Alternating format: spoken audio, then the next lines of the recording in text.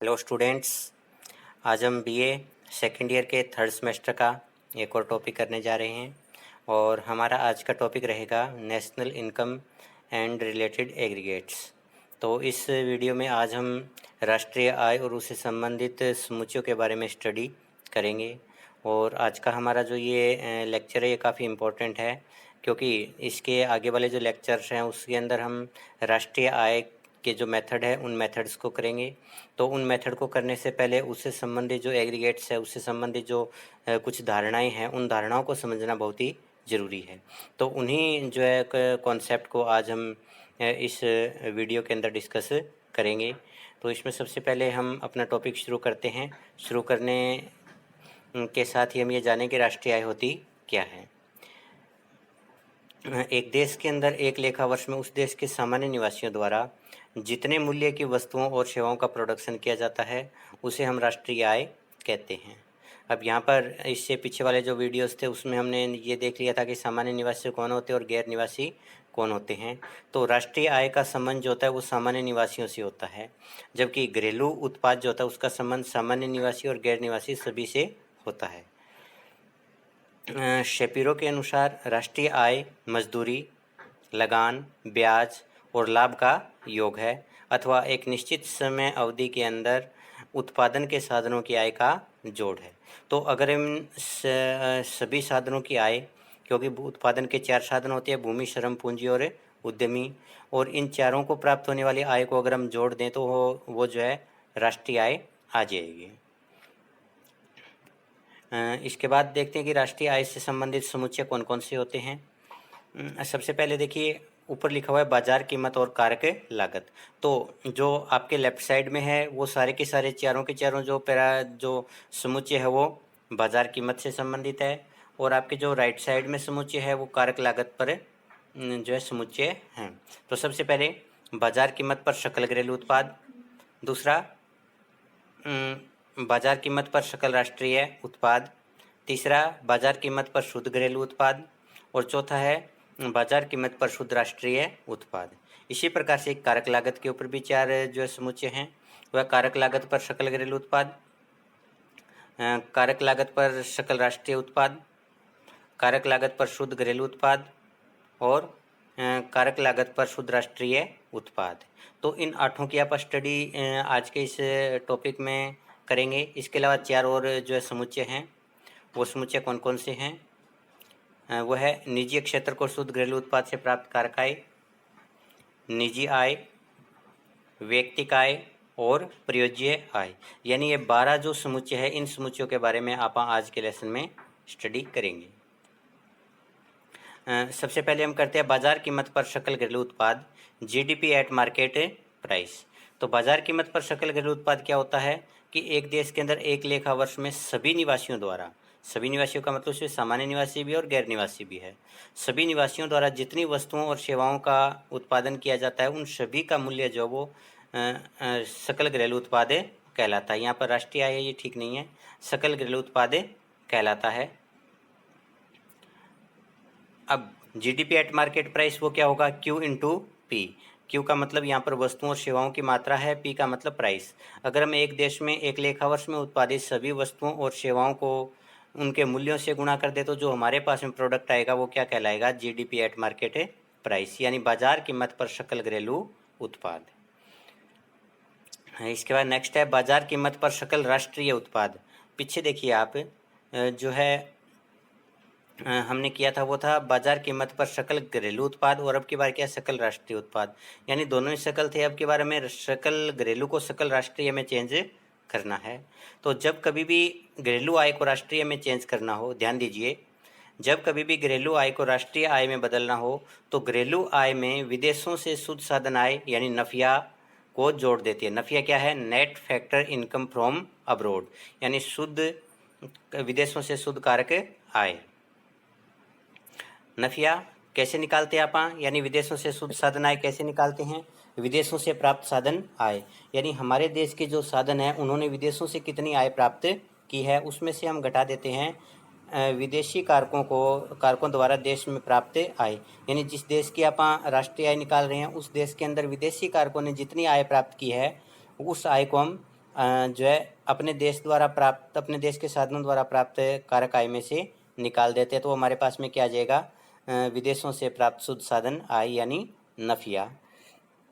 तो अब हमें नफिया की ज़रूरत कैसे पड़ती है वो अब हम देखिए। GNP एट मार्केट प्राइस, यानी हमें क्या निकालना है, ग्रोस नेशनल प्रोडक्ट, बाजार कीमत के ऊपर। तो बाजार कीमत के ऊपर ग्रोस नेशनल इनकम प्रोडक्ट निकालने के लिए हमें क्या करना पड़ेगा, जो GDP एट मार्केट प्राइस यानी बाजार कीमत पर सकल घरेलू उत्पाद है, उसमें हम विदेशों से शुद्ध साधन आय यानी नफिया जोड़ देंगे। तो GNP at market price equal to GDP at market price यानी सकल घरेलू उत्पाद, उसमें अपन विदेशों से शुद्ध साधन आय यानी नफिया जोड़ देंगे। तो ये बात आप ध्यान रखना, जब कभी भी आप घरेलू आय से राष्ट्रीय आय बना रहे हो तो उसमें आपको कुछ नहीं करना, जो घरेलू आय है उस घरेलू आय में आपको केवल विदेशों से शुद्ध साधन आय जोड़नी है। और विदेशों से शुद्ध साधन क्या होती है, विदेशों से प्राप्त साधन आय माइनस विदेशों के विदेशी कारकों द्वारा प्राप्त साधन आय। नेक्स्ट, इसके बाद बाजार कीमत पर शुद्ध घरेलू उत्पाद। अब जब कभी भी हमें सकल उत्पाद से शुद्ध उत्पाद निकालना हो तो सकल उत्पाद में से मूल्य ह्रास हम घटा देते हैं। मूल्य ह्रास में क्या क्या चीज़ शामिल होती है, जब हम किसी भी उत्पादन के साधन का प्रयोग करते हैं तो उसके मूल्य में गिरावट आती है, उसको मूल्य ह्रास कहते हैं। तो इसमें जो है सामान्य टूट फूट होती है, आकस्मिक हानि होती है, और जो अप्रचलन होता है उस चीज़ को शामिल करते हैं। ये हमने पीछे के वीडियो में देखा था। तो हमें क्या निकालना है, NDP एट ए मार्केट प्राइस यानी नेट डोमेस्टिक प्रोडक्ट। तो GDP है ये हमारे पास में, अगर हम GDP में से यानी सकल घरेलू उत्पाद है, उस सकल घरेलू उत्पाद में से अगर हम डेप्रिसिएशन यानी मूल्य ह्रास घटा दें तो हमारे पास में क्या आ जाएगा, वो शुद्ध घरेलू उत्पाद आ जाएगा। तो यहाँ पर आप देखिए NDP और इधर GDP, DP दोनों में सेम है, तो इसको हमें कुछ नहीं करना, हमें N को G को N में चेंज करना है, यानी ग्रोस को नेशनल में नेट में चेंज करना है। तो जब कभी भी आप ग्रोस को नेट में बदलते हो तो उस ग्रोस में से डेप्रिसिएशन घटा दिया जाता है, तो हमारे पास में क्या आ जाएगा, शुद्ध घरेलू उत्पाद आ जाएगा। तो शुद्ध घरेलू उत्पाद क्या है, बाजार कीमत पर सकल घरेलू उत्पाद माइनस मूल्य ह्रास। और दूसरी तरफ जब कभी भी शुद्ध घरेलू उत्पाद को या शुद्ध राष्ट्रीय उत्पाद को हमें सकल में चेंज करना हो तो शुद्ध में हम क्या करते हैं, मूल्य ह्रास को जोड़ देते हैं। ये देखिए, इधर GDP एट मार्केट प्राइस निकालना है और हमें NDP एट मार्केट प्राइस दे रखा है, तो NDP एट मार्केट प्राइस यानी शुद्ध घरेलू उत्पाद में हम मूल्य ह्रास यानी डेप्रिसिएशन जोड़ देंगे।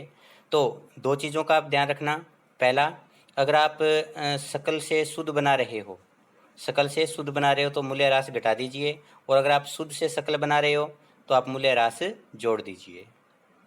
नेक्स्ट है हमारा तो जो कॉन्सेप्ट है वो है बाजार कीमत पर शुद्ध राष्ट्रीय उत्पाद यानी NNP eight market price, net national product eight market price.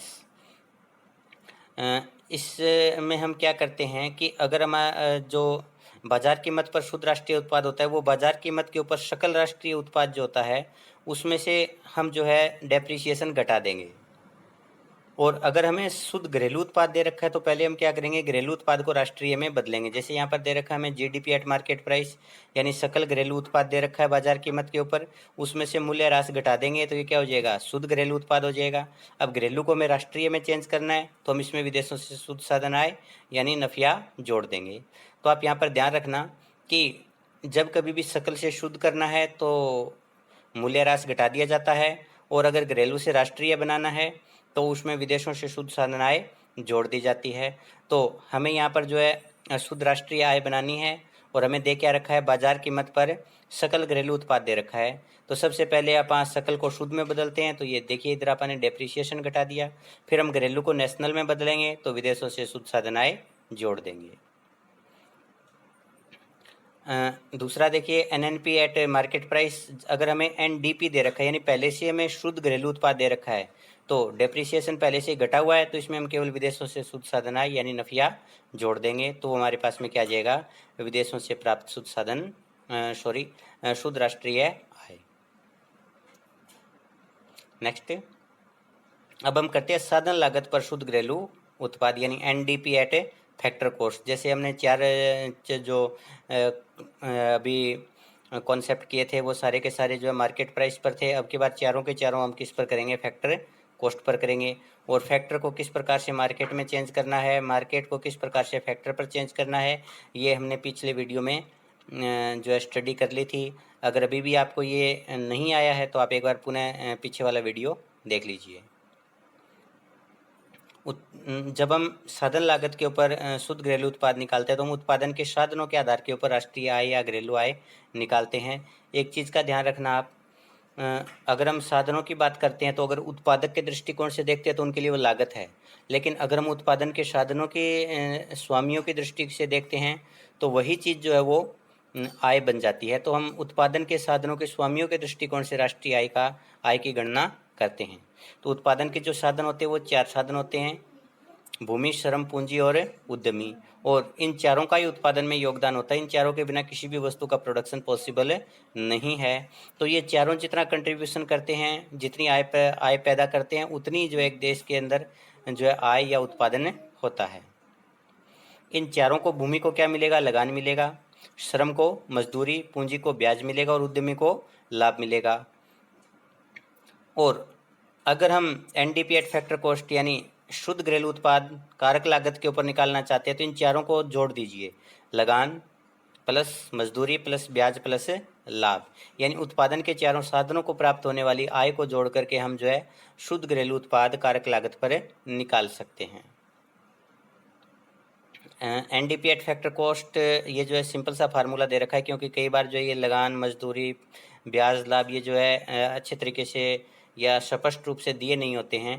तो इसके लिए जो है सीधा सा जो फार्मूला है वो है, अगर कभी भी कारक लागत के ऊपर शुद्ध घरेलू उत्पाद निकालना हो तो उसमें कर्मचारियों का पारिश्रमिक प्लस परिचालन अधिशेष प्लस मिश्रित आय, इन तीनों को हम जो आगे के लेक्चर के अंदर जो हम नेशनल इनकम का जो मेथड करेंगे उसमें जो डिटेल में स्टडी करेंगे। तो साधन लागत के ऊपर शुद्ध घरेलू उत्पाद होता क्या है वो देखिए। एक लेखा वर्ष में उत्पादन के सभी साधनों यानी भूमि, श्रम, पूंजी और उद्यमी को प्राप्त आय यानी लगान, मजदूरी, ब्याज और लाभ का जोड़ है वो शुद्ध घरेलू आय कहलाती है। किस पर? साधन लागत पर। नेक्स्ट हम कर रहे हैं साधन लागत के ऊपर सकल घरेलू आय। पहले हमने क्या किया था, साधन लागत के ऊपर शुद्ध घरेलू आय, शुद्ध को सकल बनाना है, बहुत ही सिंपल सी बात है। अगर हम शुद्ध जो साधन आय है उसमें अगर डेप्रिसिएशन यानी मूल्यह्रास जोड़ दे तो वो क्या आ जाएगा अपने पास, सकल घरेलू आय आ जाएगी। तो GDP at factor cost is equal to NDP यानी net domestic product at factor cost, यानी बाजार साधन लागत के ऊपर शुद्ध घरेलू आय प्लस डी का मतलब यहाँ डेप्रिसिएशन यानी मूल्यह्रास या स्थायी पूंजी का उपभोग, दोनों एक ही चीज़ है। तो अगर हम सकल घरेलू उत्पाद निकालना चाह रहे हैं और हमें शुद्ध घरेलू उत्पाद दे रखा है तो उसमें हम क्या करेंगे, मूल्यह्रास को जोड़ देंगे। तो इसकी परिभाषा क्या बनेगी कि शुद्ध घरेलू साधन लागत के ऊपर शुद्ध घरेलू उत्पाद में मूल्यह्रास को जोड़ करके साधन लागत के ऊपर सकल घरेलू उत्पाद या सकल घरेलू आय निकाली जाती है। नेक्स्ट इसके बाद है साधन लागत के ऊपर शुद्ध राष्ट्रीय आय यानी NNP at factor cost, net national product at factor cost. तो हमने शुद्ध घरेलू आय निकाल ली थी, अब शुद्ध घरेलू आय को किस में बदलना है, शुद्ध राष्ट्रीय आय में बदलना है। और ये आप जानते ही हो कि घरेलू को राष्ट्रीय आय में कैसे बदलेंगे, नफिया जोड़ देंगे यानी विदेशों से शुद्ध साधन आय जोड़ देंगे। तो NNP at factor cost is equal to NDP at factor cost. NDP at factor cost क्या है, साधन लागत पर शुद्ध घरेलू आय। तो हमें शुद्ध राष्ट्रीय आय निकालनी है और शुद्ध घरेलू आय दे रखी है तो हमें शुद्ध तो करना ही नहीं है, केवल हमें क्या करना है, घरेलू को राष्ट्रीय आय में चेंज करना है। तो उसके लिए हम क्या करेंगे, नफिया जोड़ देंगे।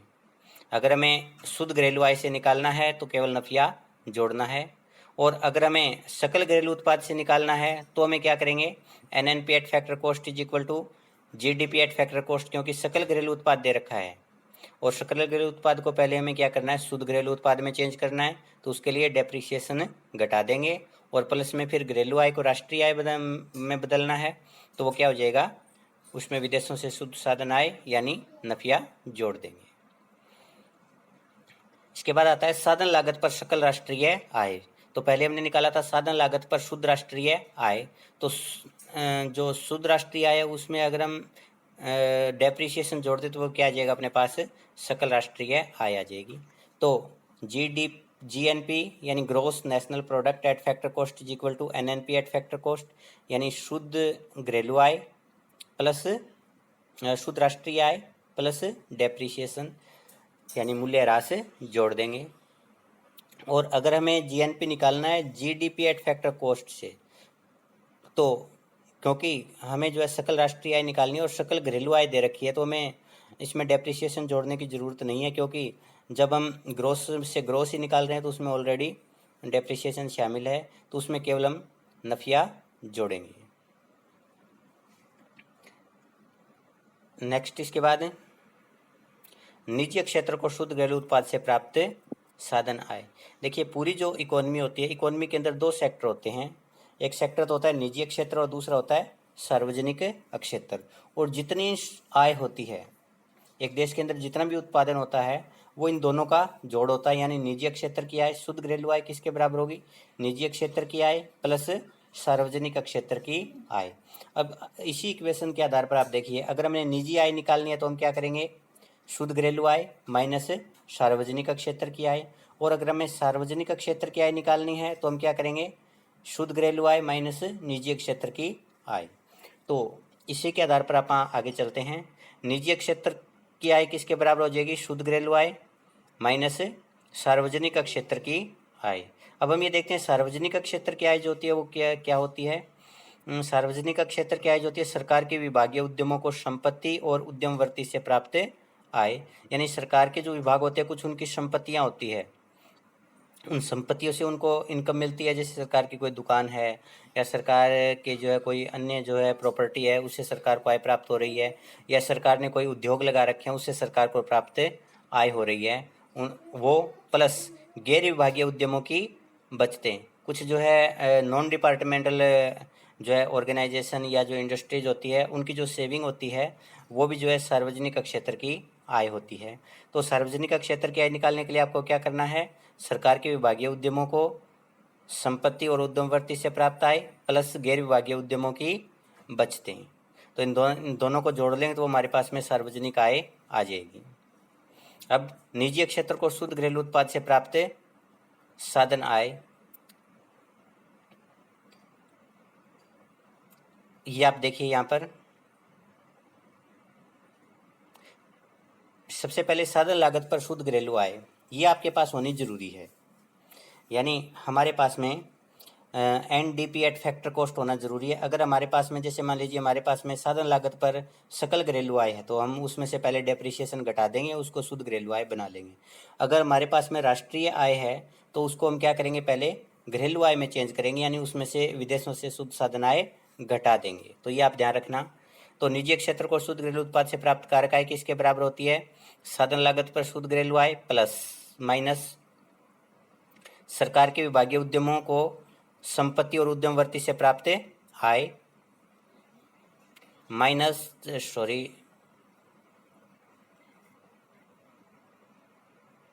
प्लस गैर विभागीय उद्यमों की बचतें, यानी इसमें से जो साधन लागत पर शुद्ध आय है उसमें से हम सार्वजनिक आय घटा रहे हैं।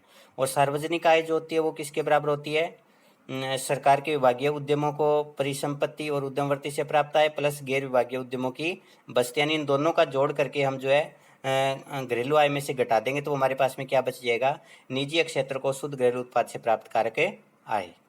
तो इसकी परिभाषा क्या होगी, निजी क्षेत्र को शुद्ध घरेलू उत्पाद से प्राप्त कारक आय से अभिप्राय उस आय से है जिसमें साधन लागत पर शुद्ध आय में से सार्वजनिक क्षेत्र की आय को घटा दिया जाता है। यानी साधन लागत पर शुद्ध आय में से सरकार के विभागीय उद्यमों को परिसंपत्ति और उद्यमवर्ती से प्राप्त आय और गैर विभागीय उद्यमों की बचत को घटा दिया जाता है।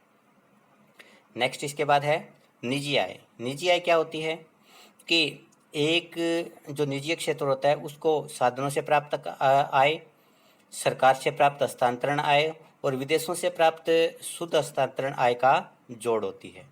यानी निजी क्षेत्र को अपने साधनों से जो आय मिल रही है वो, दूसरा सरकार से जो हस्तांतरण आय होती है। हस्तांतरण आय क्या होती है? एक तरफा भुगतान होते हैं, जिस सरकार जो छात्रवृत्ति देती है, वृद्धावस्था पेंशन देती है या अन्य समाज कल्याण की जो पेंशन देती है वो। और विदेशों से जो है हस्तांतरण प्राप्त होते हैं। हस्तांतरण का मतलब एक तरफा भुगतान होते हैं या एक तरफा प्राप्तियाँ होती है, जिसके बदले में हमें कुछ देना नहीं पड़ता। जैसे बाढ़ भूकंप के समय जो है राहत सामग्री मिलती है, वो जो हस्तांतरण आय होती है।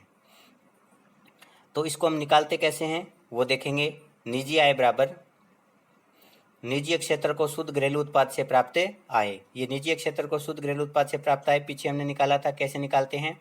निजी क्षेत्र के वो कारक लागत पर शुद्ध घरेलू आय माइनस सरकार के विभागीय जो है उद्यमों की बचतें, और उसमें से हम घटा देंगे सरकार के गैर विभागीय उद्यमों और जो परिसंपत्ति है उससे प्राप्त आय को। तो वो हमारे पास में आ जाएगी। तो ये क्या आ जाएगा? निजी क्षेत्र को शुद्ध घरेलू उत्पाद से प्राप्त आय। इसमें हम जोड़ देंगे राष्ट्रीय ऋण पर ब्याज। एक ध्यान रखना, राष्ट्रीय ऋण के ऊपर जो ब्याज होता है वो राष्ट्रीय आय में शामिल नहीं होता, लेकिन ये निजी आय का हिस्सा होता है, क्योंकि एक व्यक्ति की जो है इससे आय प्राप्त होती है। तो हम निजी क्षेत्र को शुद्ध घरेलू उत्पाद से प्राप्त आय में राष्ट्रीय ऋण पर ब्याज जोड़ देते हैं, प्लस सरकार से प्राप्त हस्तांतरण आय, यानी विभिन्न प्रकार की कोई छात्रवृत्ति या कोई पेंशन प्राप्त हो रही है वो, प्लस विदेशों से प्राप्त शुद्ध हस्तांतरण आय। तो ये क्या हो जाएगी? निजी आय निकल जाएगी। तो इसी के आधार पर आप जो है वो परिभाषा भी बना सकते हो कि निजी आय जो होती है, निजी क्षेत्र को शुद्ध घरेलू उत्पाद से प्राप्त आय में राष्ट्रीय ऋण पर ब्याज, सरकार से प्राप्त हस्तांतरण आय और शेष विषयों से प्राप्त शुद्ध हस्तांतरण आय का जोड़ होती है। नेक्स्ट है व्यक्तिगत आय। ये वो आय होती है जो व्यक्ति को सभी स्रोतों से प्राप्त साधन आय और हस्तांतरण आय का जोड़ होती है। यानी ये वास्तव में जो है एक व्यक्ति को जो है वो प्राप्त होती है। तो निजी आय जो होती है वो, व्यक्ति का आय जो होती है वो कैसे निकालते हैं हम? निजी आय जो कि हमने पीछे निकाली थी माइनस निजी उद्यमों की बचतें। अब देखिए, जो निजी उद्यमों की बचतें हैं हम यहाँ पर समझेंगे। इसको कई बार जो है अवितरित लाभ भी बोलते हैं। जो प्राइवेट कंपनी होती है वो शेयर होल्डर्स से जो है पैसे लेती है और बदले में उनको जब प्रॉफिट में से हिस्सा देती है, यानी शेयर खरीदते हैं वो। तो कंपनी जो होती है सारे के सारा जितनी भी लाभ होता है या जितनी बचत होती है उसको जो है अपने शेयरधारकों में नहीं बांटती, क्योंकि कंपनी जो है वो चाहती है कि उसके बिजनेस का आगे विस्तार किया जाए। इसलिए वो जो है शेयरधारकों से जो है ना कुछ उनकी जो लाभ होता है या बचत होती है उसको बचा करके अपने पास रखती है।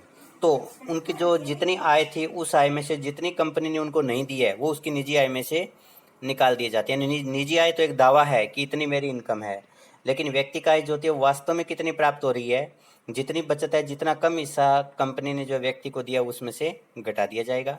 और माइनस निगम कर। निगम कर क्या होते हैं? कंपनी के लाभ के ऊपर जो कर लगते हैं उसको हम निगम कर या कॉरपोरेट टैक्स बोलते हैं। और वर्तमान में जो है केंद्र सरकार को सबसे जो ज़्यादा इनकम होती है वो निगम कर से ही होती है।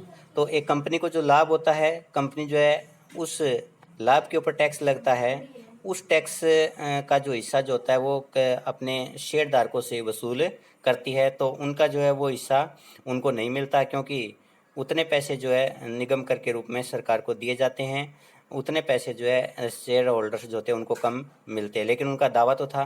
मान लीजिए कि एक व्यक्ति को जो है 1 साल के अंदर 10 लाख रुपए का लाभ प्राप्त हुआ, लेकिन उस 10 लाख रुपए के ऊपर जो है एक कंपनी जो है 10,000 रुपये का ब्याज जो है टैक्स, कॉरपोरेट टैक्स सरकार को दे रही है। तो 10 लाख रुपये का उसका दावा तो है, लेकिन उसको वास्तव में प्राप्त कितने होंगे? 9,90,000। तो वास्तव में जो प्राप्त हो रहे हैं उसी को हम व्यक्ति का आय बोलते हैं। इसके बाद है परियोज्य आय। परियोज्य आय कौन सी होती है? कि सभी प्रकार, एक व्यक्ति के ऊपर अनेक प्रकार के जो दायित्व होते हैं, अनेक प्रकार के दायित्वों का उसे भुगतान करना पड़ता है। उन सभी दायित्वों का भुगतान करने के बाद एक व्यक्ति के पास अपनी जेब में जो पैसा बच जाता है, जिसको वो अपनी इच्छा अनुसार खर्च कर सकता है, वो जो है परियोज्य आय कहलाती है। तो परियोज्य आय जो कैसे निकालते हैं उसका फार्मूला क्या है? परियोज्य आय बराबर व्यक्ति का आय माइनस प्रत्यक्ष कर। प्रत्यक्ष कर कौन से होते हैं? जैसे जो है वो आयकर है, संपत्ति कर है। जो आयकर जो होता है एक व्यक्ति की आय पर लगता है तो वो सरकार को उसका भुगतान करना पड़ता है व्यक्ति को। तो जब एक व्यक्ति सरकार को भुगतान करता है तो उतने पैसे व्यक्ति खर्च नहीं कर पाता, क्योंकि वो पैसे सरकार के पास चले जाते हैं। और दूसरा जो होता है प्रशासनिक विभागों को विविध भुगतान, जैसे बच्चों की फीस पे करनी है या कहीं पर कोई चालान हो गया तो उस चालान की पेमेंट करनी है। तो वो जो पैसे का भुगतान करने के बाद और कर का भुगतान करने के बाद एक व्यक्ति के पास में जो पैसा बच जाता है खर्च करने के लिए, वो जो उसकी प्रयोज्य आय कहलाती है। तो इस प्रकार हमने जो है ये जो है 12 के 12 जो इसके कॉन्सेप्ट थे वो कर लिए हैं। और आप सभी जो है इन 12 के 12 कॉन्सेप्ट को एक बार अपने हाथ से अवश्य करके देखना। और इसमें आप मुख्य रूप से क्या करोगे कि नेट को ग्रॉस में कैसे चेंज करना है, ग्रॉस को नेट में कैसे चेंज करना है, घरेलू को राष्ट्रीय में कैसे बदलना है, राष्ट्रीय को घरेलू में कैसे बदलना है, ये जो आप अवश्य देखिएगा। दूसरा आप एक और काम करना कि जो फैक्टर कॉस्ट के ऊपर होती है उसको हम मार्केट प्राइस पर कैसे चेंज करते हैं, और मार्केट प्राइस के ऊपर अगर हमें कोई भी कॉन्सेप्ट दे रखा है तो उसको हम फैक्टर कॉस्ट में कैसे चेंज करेंगे, ये आप अवश्य करना। उसके बाद किस प्रकार से हम जो है राष्ट्रीय आय से या घरेलू आय से निजी आय निकाल सकते हैं, व्यक्तिगत आय निकाल सकते हैं, प्रयोज्य आय निकाल सकते हैं। ये सभी जो आप अच्छे तरीके से कर लेना। इनके फार्मूले जो आप अच्छे तरीके से अगर याद कर लोगे तो ये जो है टॉपिक बिल्कुल ही आसान रहेगा। तो आगे वाला जो वीडियो हमारा आएगा उससे पहले जो आप इसको अच्छे तरीके से तैयार कर लेना, क्योंकि उसके बाद आगे वाले कॉन्सेप्ट आपको तभी समझ में आएंगे जब आप इन जो एग्रीगेट्स हैं इनकम के उनको आप अगर अच्छे प्रकार से समझ पाओगे। तो उम्मीद करते हैं कि भी ये जो आपको अच्छे से समझ में आ गया होगा। और अगर इसमें कहीं आपको कोई दिक्कत लगती है तो आप कमेंट बॉक्स में लिख करके अपनी क्यूरीज जो है वो बता सकते हो, उसका जो है अवश्य समाधान किया जाएगा। Thank you. Thanks all.